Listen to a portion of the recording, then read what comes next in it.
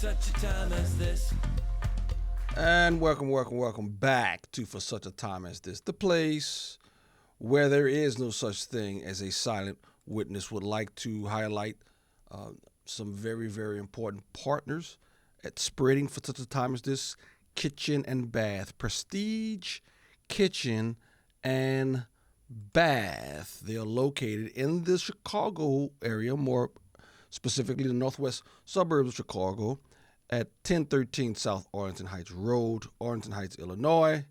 Phone numbers there. Go ahead and give them a call. They are partners in this ministry and spreading the truth of the gospel. As always, want to start off this segment with the scriptures. If the world hates you, know that it has hated me before it hated you. If you were of the world would love you as its own, but because you are not of the world, but I chose you out of the world, therefore the world hates you. It is right now January 16th, 2024, as we start for such a time as this again for the fourth year. 2024 will be, I predict, and I hope I'm wrong, I predict will be the year in which open hatred of the church is not only codified, but encouraged. And we saw this underneath the Biden administration, the FBI targeting those who stood for Christian values, whether it would be at school boards or abortion clinics. And after last night's victory of Trump in the Iowa caucus, the enemy isn't hiding anymore. The shift is happening from hatred of Trump to the hatred of Trump supporters. Here we go. And the big picture takeaway from that, and I don't mean to be, again, too dark, as you said, on this, but it is not, if we are worried about the rise of authoritarianism in this country, we are worried about potential rise of fascism in this country, if we're worried about our democracy falling to an authoritarian and potentially fascist form of government, the leader who is trying to do that is part of that equation. But people wanting that is a much bigger part of that equation. Right. And the American electorate is made up of two major parties. One of those parties has been flirting with extremism on the ultra-right for a very long time. They've brought them in a way that they haven't been central to Republican electoral politics ever before, and I know because I've been studying this. But once you have radicalized one major party so that those are the preferences of the people who adhere to your party, the leader's interchangeable. And yes, Trumpism is sometimes what we call it. MAGA movement is probably a better way to do it. But there is an authoritarian movement inside Republican politics that isn't being bamboozled by Trump. They are pushing Trump to get more and more extreme, because the more extreme things he says, the more they adhere to him. And that is coming from a very large proportion of the American right that adheres to the Republican Party. And that's why this is a Republican Party problem more than it is the problem of one man and his leader. And trust her, because she's been studying this. Oh, she knows because she's been studying this. It is amazing. Listen, those are the type of people, Christians, be ready. You will not be able to talk your way out of this. You can't reason with these people.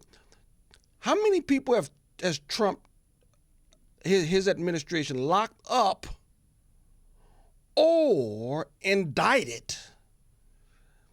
Trump campaigned locking her up. That being Hillary Clinton, I think he should have done it. He didn't do it, but he backed off even that.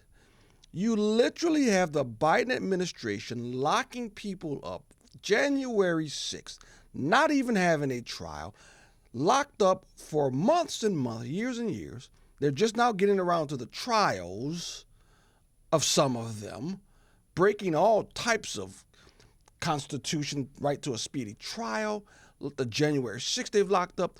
The man who it seems like will be the Republican nominee, Trump, especially after last night in the Iowa caucus, they've hit him with so many bogus charges, okay, The Biden administration is locking people up because of what they've said at school boards, locking them up because of what they've done at abortion clinics, expressing their rights according to the Constitution of free speech, locking them up.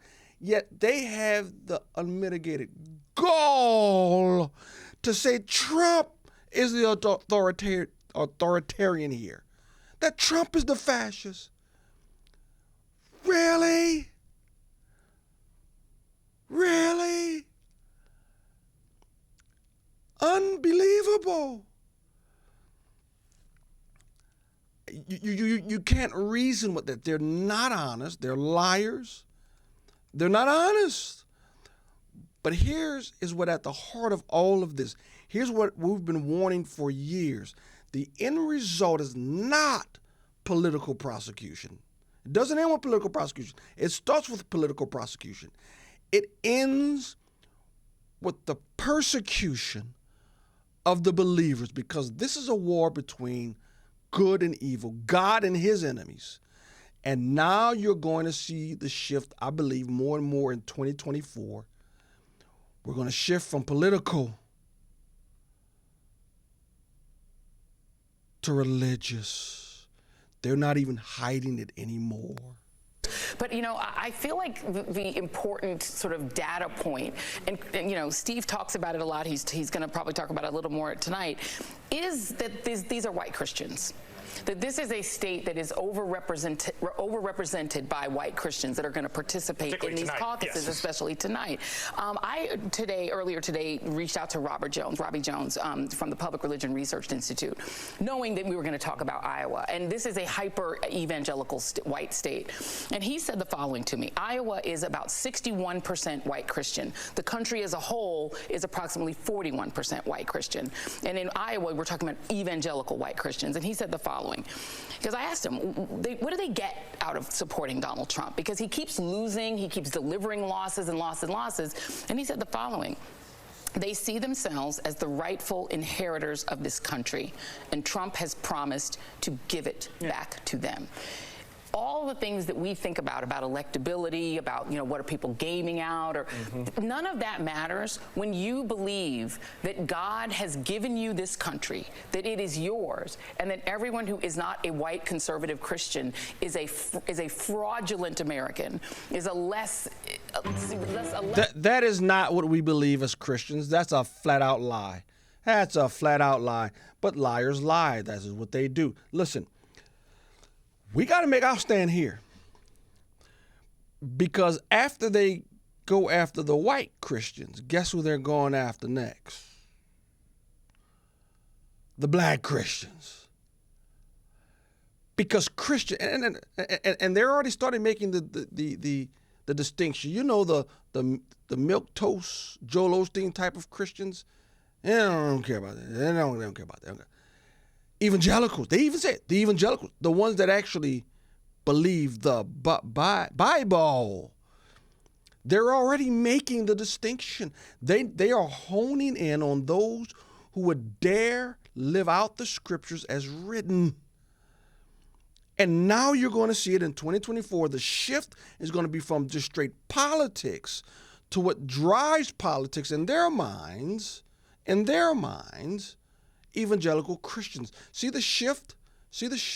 And in 2024, I think you're going to see what's already started, the ramping up of the illegal Christians, outlawing Christianity, because that's what it's always been about, attacking God's people. Look, I'm standing with the white Christians, the white evangelical Christians, because I know that's not the target, just the white Christians. It's Christians. It's Christians.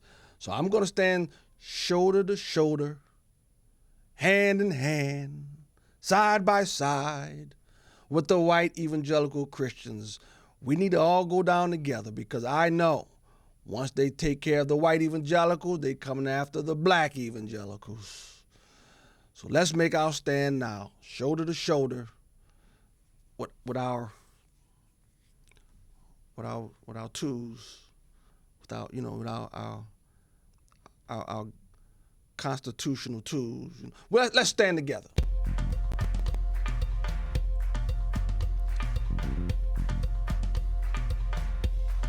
For such a time as this,